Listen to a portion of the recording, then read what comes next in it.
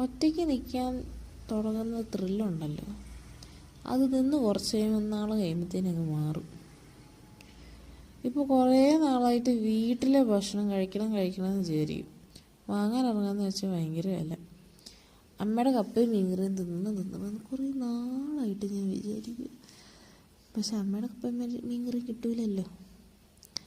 അപ്പം പിന്നെ ഞാൻ ഓർത്തൊന്നും ഉണ്ടാക്കാം. അമ്മയോട് എന്നാൽ മീൻകറി എങ്ങനെയാണ് വെക്കുന്നതെന്ന് ചോദിച്ചപ്പോൾ അന്ന് രാവിലെ തൊട്ട് ഞാൻ ഉണ്ടാക്കുന്ന വൈകുന്നേരം വരെ എന്നെ ഇടയ്ക്കിടയ്ക്ക് വിളിക്കും. ഇത് അപ്പിടണം, ഇത് കറക്റ്റ് ഇത്ര അളവിലിടണം, ഓരോ തവണ വിളിക്കും.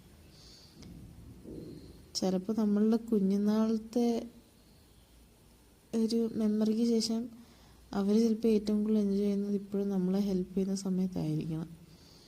അതുകൊണ്ട് പാചകം ചെയ്യുമ്പോൾ അമ്മയെ ഞാൻ വിളിക്കുമ്പോൾ അമ്മയ്ക്കും ഇഷ്ടമാണ് പറഞ്ഞുതരാൻ. അമ്മയുടെ എന്തൊക്കെ പറഞ്ഞാലും അമ്മയുടെ കുഞ്ഞല്ലേ, അമ്മയുടെ കുഞ്ഞിന് പറഞ്ഞു തരുന്നത് എന്നും വലിയൊരു കാര്യമല്ലേ. ഇത് ഞാൻ അമ്മയ്ക്ക് അയക്കാൻ വേണ്ടി എടുത്ത് മീൻകറിയുടെ പിക്കല്ല വീഡിയോ. മീൻകറി റെഡിയായി, കപ്പ റെഡിയായി, മീൻ വറുക്കാനുള്ള പരിപാടിയിൽ കയറി. സത്യം പറഞ്ഞാൽ ഇതൊക്കെ ഉണ്ടാക്കാൻ നേരം ഇതൊക്കെ ശരിയായി വരുമെന്ന് യാതൊരു ഇതും ഇല്ല. പിന്നെ അങ്ങ് ഉണ്ടാക്കാം, വേറെ വഴിയില്ല, എനിക്ക് തിന്നണം എന്നും പറഞ്ഞ് രാവിലെ തൊട്ട് വൈകുന്നേരം ക്ലിനിക്കിൽ ഇരുന്ന് ഇതെല്ലാം എങ്ങനെ ഉണ്ടാക്കണ്ടതെന്നെല്ലാം റിസർച്ച് ചെയ്ത് വന്ന് അങ്ങ് തുടങ്ങിയതാണ്.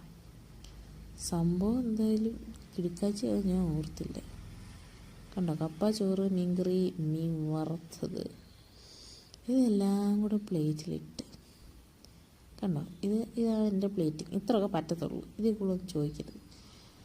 കപ്പയും ചോറും ഇച്ചിരി മീൻകറിയും കുഴച്ച് അതിൽ നിന്ന് ഒരു മീൻ വറുത്തതിൻ്റെ ചെറിയ കഷ്ണം ഇട്ട് അതിൻ്റെ കൂടെ വെച്ചിട്ട് കുഴച്ച് തുറക്കുക. ആദ്യത്തെ ടേസ്റ്റ് ഞാൻ നോക്കുക കേട്ടോ. സത്യമായിട്ട് ഞാൻ പറയാം, ഞാൻ തന്നെ ഞെട്ടിപ്പോയി. എന്തായാലും അവസ്ഥ.